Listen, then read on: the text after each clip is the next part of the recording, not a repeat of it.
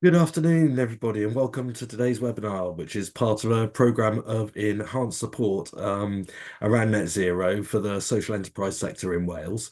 It's delivered as part of the Social Business Wales programme, which is funded by Welsh Government. The webinar this afternoon is around materials and waste management. My name's Mike Brain. I'm the Net Zero Programme Manager on behalf of DTA Wales and the Social Business Wales Net Zero Programme. And I am pleased to be able to introduce Gwen Holland, who's going to lead this afternoon's webinar. And Gwen is the founder of Medra Consultancy and is a chartered waste and resource manager with 14 years experience working in the field of sustainability and the circular economy. She's a proven track record of improving sustainability standards and service delivery on behalf of organizations and is as dedicated to improving social equity and inspiring others to take action as she is to protecting the natural environment, which is great. I'm fortunate enough to have had sight of this presentation, and I'm really looking forward to what the next 45 minutes has to bring. So with that, I'll hand over to you, Gwen. Thanks. Thank you very much, Mike. So today's session is about thinking circular, not linear, and knowing that that's more than just recycling. This is me. As you've already introduced me, Mike, I'm not going to go into great lengths here, but I did set up my own consultancy about a year and a half ago. And prior to that, I worked for local authorities and spent 10 years in a university. So what we buy, use and dispose of has a significant effect on the natural environment. The goods and services enterprises procure contributes to approximately 60% of their carbon emissions, and what's produced will also ultimately need to be disposed of. When we think about net zero and carbon emissions, people tend to think about energy first and foremost. So this is just a quick outline of the things to consider.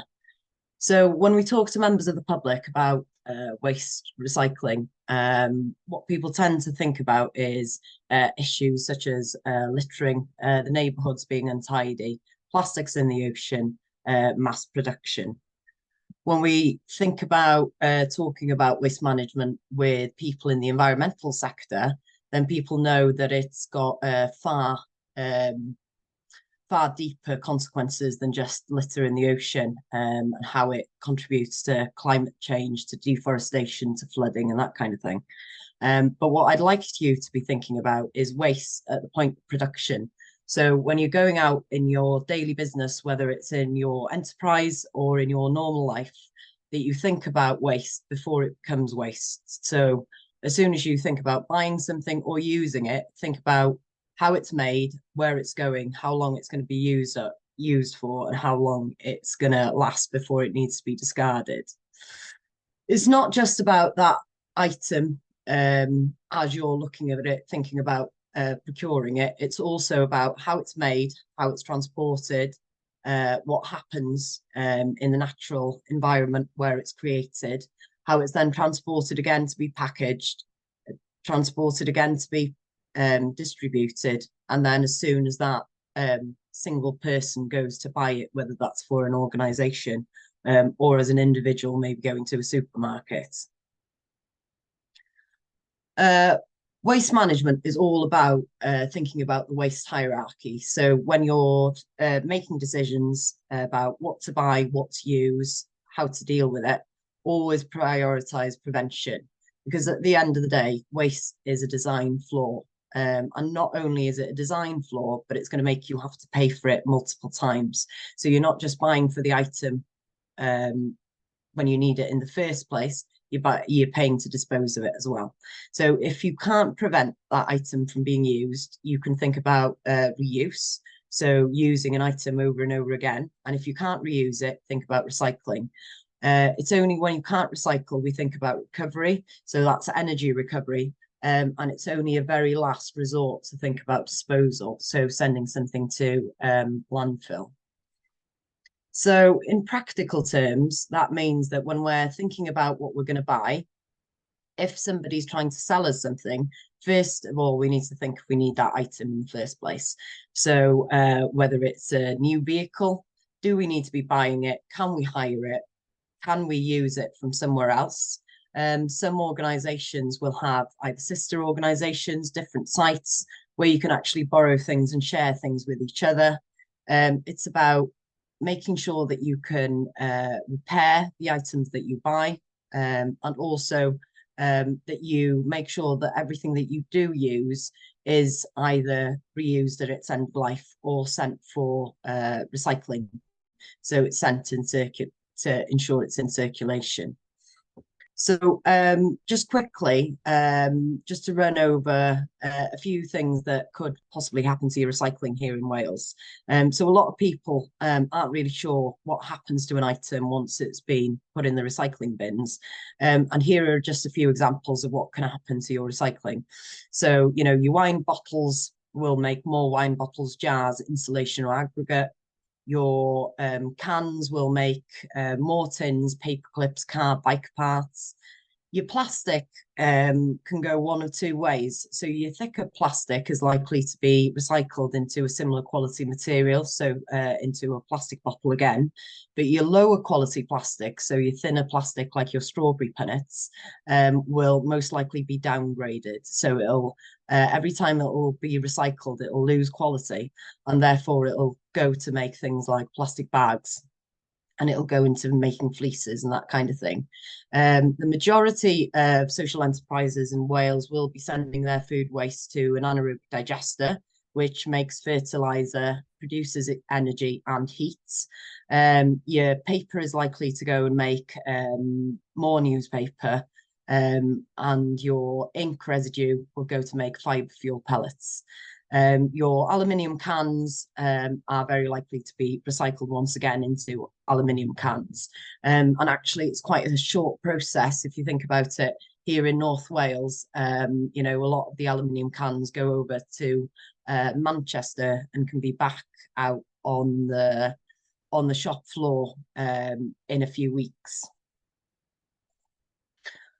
So when we think about recycling, what we need to ensure is that the items that we recycle are closed loop, not open loop. So basically, there are two types of recycling, just like we discussed when we were thinking about the plastics. So you've got open loop recycling, which basically means that the full quality of that material isn't replicated in what's made afterwards. So every time you recycle it, the quality of that material is lessened, and you will have to use virgin material to keep that quality in place. And then your closed loop recycling is basically good quality recycling. So where something can be recycled continuously without losing quality. And that's kind of what we're aiming for in terms of looking after our materials and resources. So it's about thinking circular, not linear. So we think about keeping things in circulation as long as possible and moving away from that take, make, dispose model, which we were all so familiar with. So it's about more than recycling, but recycling is a part of that. So keeping closed loop recycling, reusing everything that we can, but it's also about things like designing better products, designing better services, so we don't need as many products. So a circular economy, as I said, is moving away from the take, make, dispose. It's looking at natural systems and trying to replicate them in the way that we operate. It's about increasing and improving sustainability, not just in terms of the environment, but the economic and social capital as well. So when we think about the circular economy and the materials that we buy, we would ask, you know, how many people would want to use a drill? And if you ask a group of people, the majority of people will think that they probably do need a drill. But then you might ask them, do they need a drill, or do they need a hole in the wall, or do they need a screw fix? Do they need an iron, or do they need a shirt ironed every 6 months? So it's about asking whether you need to own something, whether you can share it, whether you can hire it, what you actually need. Can you get somebody in to do it? Is there a member of the family that can lend you something? It's just about trying to think a little bit differently.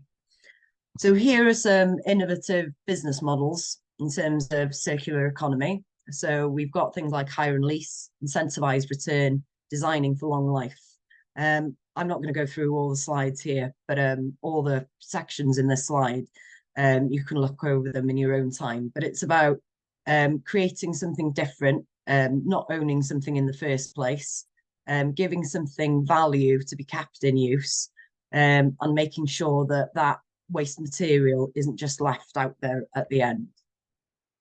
So the Welsh Government is also obviously supporting a circular economy, and these are a few things that have happened relatively recently to support that initiative. So you've got deposit return schemes in place. So we'll be looking at encouraging people to bring back high quality drink containers to make sure that that material is always returned and none of it is lost in the recycling process. So that is currently being discussed. We've got extended producer responsibility. So extended producer responsibility basically puts a charge on the producer of packaging so that you can no longer just create something en masse and sell it without thinking about the consequence. That consequence comes back to the producer. And then you recently got the single-use plastic ban to make sure that people don't use single-use plastic just because it's cheaper. And that's obviously to make sure that that's not going to be littered, but it's also about getting people to think a little bit differently. So we've got some circular economy concepts here. So some common themes, a whole systems approach, learning from natural systems, so trying to work with nature as opposed to against it, designing for long life, designing for recovery and reuse of components. So one of the things that you do find recently is that it's harder to get anything repaired than it is to be buying it new again. So if you've got an issue like a washing machine not working, what you'll find is the majority of people will buy a new washing machine because it's very difficult to find somebody to repair it. So circular economy is all about keeping those materials in use for as long as possible.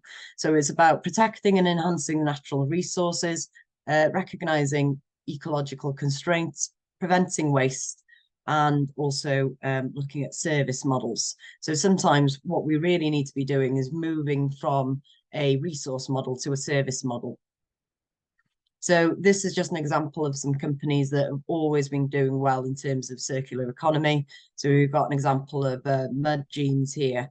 Your mud jeans would be obviously more expensive than your normal pair of jeans, but the idea is that they will last you a lifetime, and you can return them for repair or you can return them for a newer model.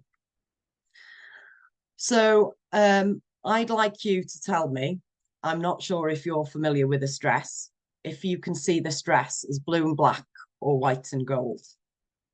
And if you're looking at this on a recording, I'm just going to give you a couple of minutes just to think about what you can see before we move on to the next slide. I mean, I'm seeing white and gold, but what should I be seeing? So some people can see blue and black, and some people can see white and gold, depending on the way that they see colours. I can see blue and black. Oh, can you? Really? Great. That's worked out well. Well, one of us is odd. I cannot see white and gold on that at all. I can't see any blue. Blue doesn't exist in that picture. Wow. Yeah, I can't see blue and black either. So we'll go on to the next one. Do you see these trainers as being a bluish green and grey, or pink and white? Well, Kelly will see pink and white. No, I see blue and green and grey. So do I. What? Strange. Okay, this is. So you're probably thinking, well, what did that have to do with anything? So sometimes when we think about waste management, circular economy, sustainability, we assume that everybody sees things in the same way that we do. So it's really important when you're making decisions on behalf of an organisation, you try and gather everybody's views, because it might seem like you're saying something that makes perfect sense to somebody, or it's an initiative that hasn't got any kind of downfalls at all. But if you're not communicating that, there's a lot of things that can be missed. So from those two slides, people will see things differently. It's actually a very small amount of people that will see that as white and gold, and the majority of people will see it as blue and black. And on the second slide, the majority of people will see that as blue, bluish, green and grey, not pink and white. So it's all about just the way that we see things personally. So that's just a little bit of reminder before we go to the next slide. So I did mention earlier that there's been a ban on single-use plastics in Wales, which is quite recent. But when we think about the circular economy and materials, it's about more than that. So years ago, McDonald's decided to use paper straws, and people were saying that they can't be recycled. So what's the point? And that's kind of not the point. The idea is that if they entered the natural environment, they wouldn't harm it as much. But what I want to ask is, what is the point of changing the material of that straw if it's attached to that lid? And at no point will that straw ever be taken out of that lid, and that lid is in plastic. So it's about, really discussing why people make these changes, and what's the point of them, and is it the best way to go? So an option would be not to have a straw at all and to make it into like a sippy cup. You could make the lid of a similar material. But I would also say that this has come into place mostly because of littering, because it's the kind of materials that do end up on the side of the road.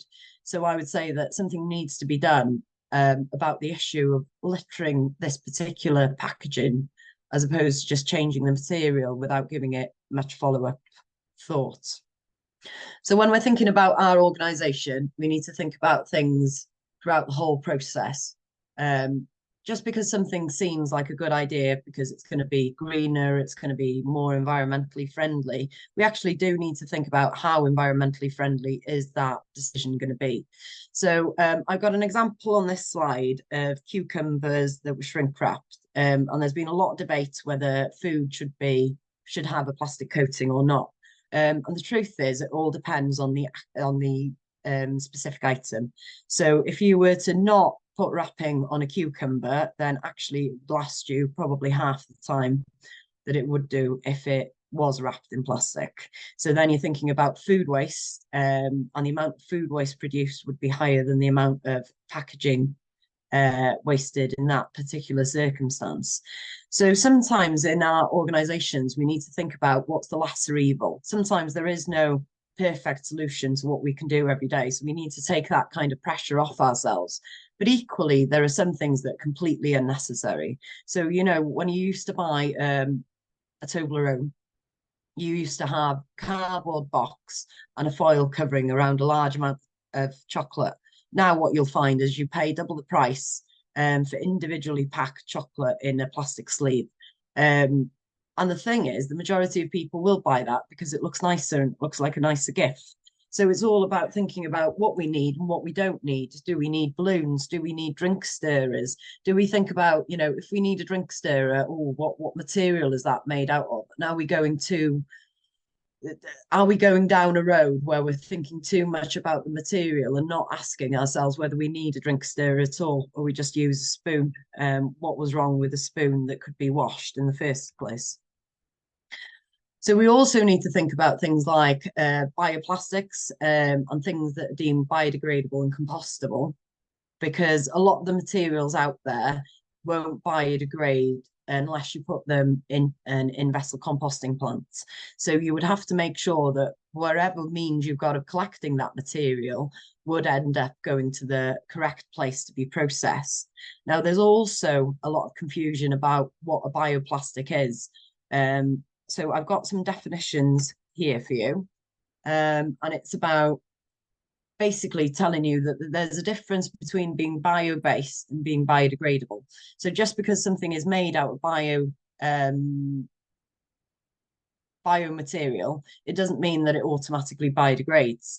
Equally, it doesn't mean that everything that biodegrades is made out of biomaterial. So it's about really knowing what you're buying. So if somebody's coming to you and saying, right, this is a compostable cup, you need to be asking, right, under what circumstance does it break down?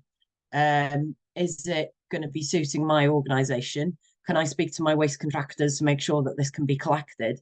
Because if you're thinking about putting it in your food waste and your food waste is going to an anaerobic digester, it's very unlikely that this material will be processed. So then you'd be thinking possibly about where your garden waste goes. But again, it's all about liaising with your suppliers and liaising with your contractors. Because actually, just because something sounds good doesn't mean that it's going to be good for your particular organisation. That leads us on to greenwashing. So what tends to happen with items that are deemed to be green is that a private company might come up to you and try and sell you something and say that it's sustainable, biodegradable, compostable, fully recyclable. It's everything. It's all singing, all dancing. And if we go back to, I don't know why I'm talking about jeans so often in this, but if you were to go to a shop and you were going to buy a pair of jeans, and the person in the shop told you that these jeans would last you the longest time ever. They look fantastic. No jeans will ever suit you any more than this pair of jeans. You would automatically be thinking to yourself, this person is just trying to sell me some jeans. And unfortunately, when people are trying to sell us environmentally friendly products, we don't seem to be thinking that way. So my advice is always think when somebody is trying to sell you something, unless it's a government organisation, start thinking about, you know, what is the aim of this of this exercise? Is this person trying to sell me something? So yeah, always ask yourself that question. If you're relying on home composting, or you don't send your green waste to an invest compost, then if you want to buy something that is compostable, you would be looking at that OK Compost sign. And that would also need to be verified from by an external company to make sure that you can. You know, being verified by the company that's trying to sell it doesn't tell you anything. So keep an eye out for that. Things like oxo biodegradable, could be is a no-no. And then things like your reusable cups, always bear in mind that, you know, whether they're made out of a sustainable product, so they might be made from bamboo husk or coffee husks, always ask yourself, yes, but what else is in there? It's not just going to be that material in there. You need to know what else is in there and how you're going to dispose of it before you enter into an agreement to buy it. So just to go back to what's probably on your agenda now, something that's happened quite recently is the workplace recycling. Obviously now everybody's been asked to separate their recycling in the same way as everybody has been doing in a domestic context for a good few years now. So this is about making sure that the quality of your recycling remains clean throughout the whole process. So what happens is when you're mixing your recycling together and something like some Coke is left in a Coke can, and that's going to then get on your paper if it's all mixed together, then that Coke will destroy those fibres in that paper and will mean that you can't recycle it. So if you are thinking about making sure that everything that we're collecting is going to be processed and is going to be used to make high quality material, then the best way to do that is to separate everything. So that's why that's in place. We also need to bear in mind that obviously there's more than just recycling, and beyond recycling is Wales's strategy to make circular economy a reality. So this is about driving innovation, upcycling, prevention and reuse, building on the recycling record, investing in infrastructure, community and business action, and aligning government levers. So it's about making sure that we're all pulling together and we're sharing and supporting each other on that journey. When we think about resources and waste management, it also fits into the Wellbeing Future Generations Act, and it's about contributing to a globally responsible, prosperous and resilient nation. and it also contributes to many of the UN goals, but in particular responsible consumption and production. So waste and resources don't at all sit on their own, just in their own section of legislation, but they also contribute to the wider sustainability agenda nationally and globally. So where to begin? It can be quite overwhelming if you're quite new to thinking about resources. So I would say that the most important thing is to make sure that you have data. So you can't improve anything without knowing what your baseline is. So you need to know what you're buying, what you're using, what you're disposing of, where it's going, and how much of it you're producing. And I would also say that recycling isn't a bad place to start. So you've probably recently seen that Wales is now second in the world in terms of recycling performance. So, you know, we do need to make sure that our recycling quality is good, but it's also not a bad place to start, because it'll start getting everybody to know that something is worth something. So if you've got a resource that maybe people weren't paying much attention to before, and you see that actually that high quality recycling will be processed, kept clean, and is likely to be used in the UK, then it starts to bring value in. You also know how much recycling you've got. It's something that's much easier to start off with because it's quantifiable. So how much do you currently recycle? Is some of your recycling ending up in the general waste? Are your recycling streams clean? And are the bins accessible, clearly labelled and colour-coded? So some of this is very visually orientated, and I will tell you that you might not want to start looking in bins, but once you do start looking in bins, you won't stop looking in bins. You'll start going on holiday and taking pictures of bins, and boring people who are not interested in bins, and that then becomes a way of life. But I will say that, you know, if you open a bin up and you have a quick look what's in there, it can tell you an awful lot in a very short amount of time. And it will give you a clear idea of, you know, what people aren't understanding, why some materials aren't being recycled properly. So it's key to make sure that you've got communication. So you'll need things like having policies, strategies, action plans in place. You also need to communicate on social media and internally with your staff and volunteers. And it's about kind of doing things together. So it's always a good idea to, you know, team up with other enterprises, with other community groups, and get things done together, because it does bring you together, not just in terms of your environmental improvements, but also in that sense that you're doing something good for your local community. It's about setting realistic targets and monitoring improvements. So I'm going to take you quickly through what happened when I worked in the university, and some of the changes that we made to increase recycling and reduce the waste that was sent to landfill at the time. So I will say that, you know, the new segregation of recycling can only be a good thing, because it makes people think about resources in a different way. It's moving you away from that throwing things away culture, where you've actually got somebody standing on top of a bin thinking about where this item can go. So it's very important to get your signage right, to make sure that it's colour coordinated and that there's consistency everywhere.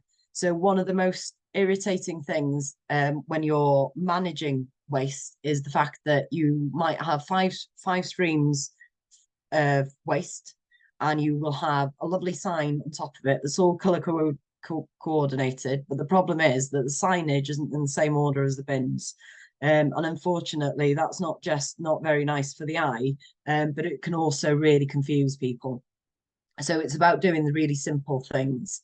So we had a lot of campaigns in the university. So some of them were out in the community, some of them were out with our staff and students on campus as well. So we ran Waste Awareness Week every year while I was there from 2017. So that would be going around halls of residence, doing career talks, information days. We'd have competitions, litter picks, beach cleans. We'd have all sorts of different activities just to try and get people engaged. We also had an end-of-term reuse drive, which was a partnership between the university and British Heart Foundation and Antidroit, which is also a local charity. So it's about making sure that our students donated things at the end of term, as opposed to having to sort them once everything had been dumped. So it's about really having that quality items and seeing that people were actually donating them and something of value was going to be made from them. This was also a great scheme, obviously, because it supports local charities and it's a really good income stream for them as well. So this is a campaign that we delivered internally. So this is a catering campaign, and this was all about prevention and reuse. So in terms of our catering outlets, we were focusing on only having a straw if you needed it. So people would have to ask for a straw. Nobody would be given one without asking. We did away with all single-use stirrers, and we had metal spoons instead that were washed. We had refill stations across campus, but you could also go to any catering outlets and ask for anything to be refilled. And then we also had a discount if you used your own coffee cup and didn't need a takeaway cup. Now, it has been said previously that taxing single use is a more, I suppose, it gets better results quicker. But then I would say that you kind of got to balance the way that people will feel about being taxed on an item. So it's about getting that balance between giving somebody a discount for using the right thing or taxing them for using the wrong thing. And I think that will depend on your organization, your clients, your relationships with your clients. So that's quite an individual situation, really. So something else that we did was we launched a lab plastic recycling scheme and a hard plastic recycling scheme. So this was more interaction with students, and because we were no longer in a situation where we could wash glass pipettes and tubes and that kind of thing, because we didn't have the same level of staffing as we had years ago. The best thing we could do really was look at, how to keep these materials in use for as long as possible. So we teamed up with a local recycling collector who was able to collect this material and send it off for processing. So yes, this was an exercise that was run on its own. So I would also say that if you're thinking about something to do in your organization, it's very important to know what other people are passionate about. So if your staff, volunteers, visitors are really passionate about a particular issue, again, that's not a bad place to start, because you've got those people on your side, you've got people working together, and you've got a variety of people to test new theories out. So sometimes you can also start off with basics, or you can start off with what people are passionate about.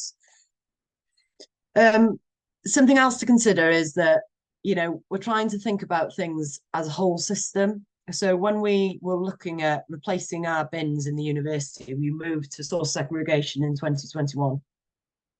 And when we were looking at procuring new bins, we wanted to make sure that those bins were made out of recycled material. So our on-the-go litter bins were made from 100% recycled material, and all our internal bins were as well. But then we also felt like the bins that we had to discard because they weren't suitable and they couldn't be changed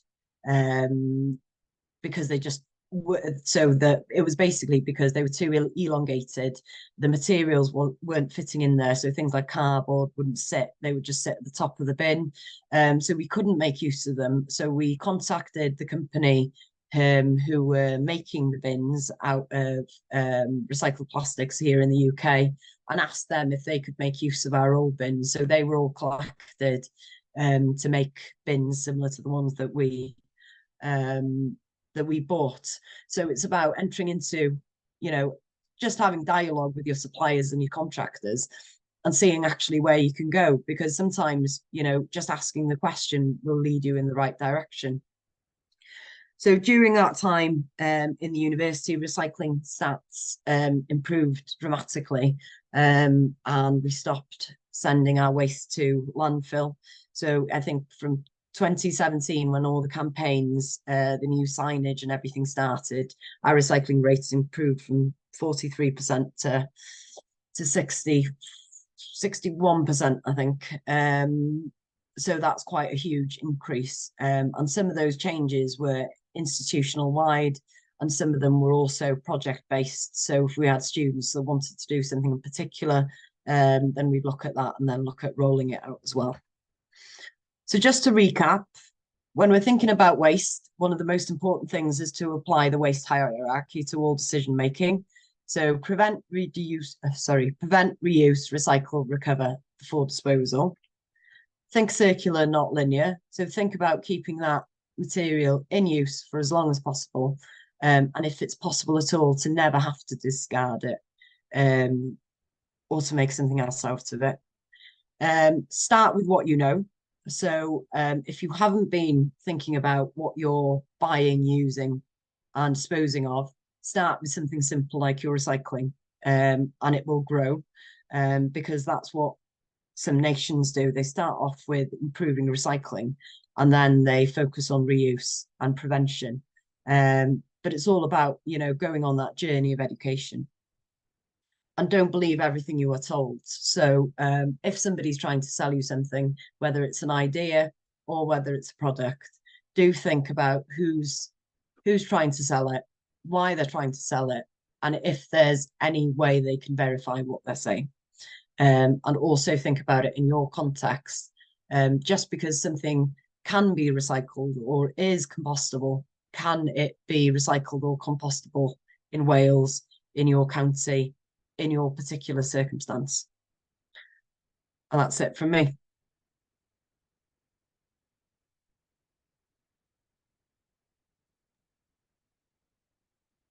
Thank you, Gwen. That was absolutely fascinating. Really, really interesting. I've taken a load of notes. I just got sort of 3 or 4 observations or points, I suppose, that I've picked up on, that aren't necessarily questions. I suppose they're more statements, I suppose, than anything else. But I think, firstly, to see that goods and services contribute to more than 60% of emissions, and I'd heard that number was even higher. I'd heard 75% previously, brings into sort of stark contrast, I think, where emissions are coming from. Because I think naturally, a lot of people, or certainly I, who had always just thought it's the buildings, it's the energy use within the buildings that would account for the majority of emissions, and it wouldn't necessarily be emissions from goods and services, and that's clearly wrong. I mean, it clearly is from goods and services. And it's just surprising to see that percentage is so high. So tackling it is really important, and understanding how to go about tackling it, and understanding whose responsibility those emissions are for which part of the goods and services. Are they my responsibility as a consumer, or are they the supplier's responsibility, or the responsibility of whoever's disposing of whatever is sort of downstream, if you like, or customers purchasing products. So I think there's a lot in there, and I'm aware that from looking at emissions reporting previously, this all comes under sort of, I think, the scope 3 of the greenhouse gas reporting side of things. And without trying to get technical about it, that always seems to be an area that people put to the bottom of the list in terms of wanting to deal with. And that kind of connects me into the point where you were talking about the bioplastics and biodegradables, and it all sounds very complicated, and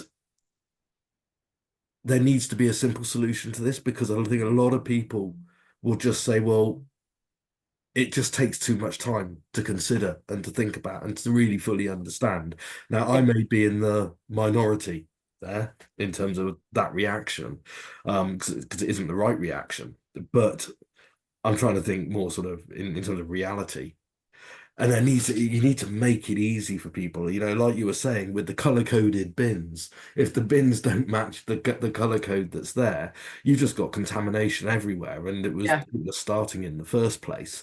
But people, you need to lead people to water, if you like, in terms of actually making the right decisions. And whilst tax, I think, is an important way to go, is an important aspect of this. The incentive, the carrot, is just as important as the stick, I think. And your presentation really highlighted some of the wider points that I hadn't necessarily considered before. And certainly thinking about, do I need this before launching into getting hold of whatever it is that might be? And thinking about the waste at the point of production, or before it becomes an issue that I need to be able to deal with, prevention rather than cure, as they say. Yeah. I think is really important. And it's having the mechanisms in place that enable you to consider what that waste might be before you need it. So your management systems within businesses, to actually make sure that somebody is considering and assessing, do we need what we always get? Is there a better way of being able to do things? And I think,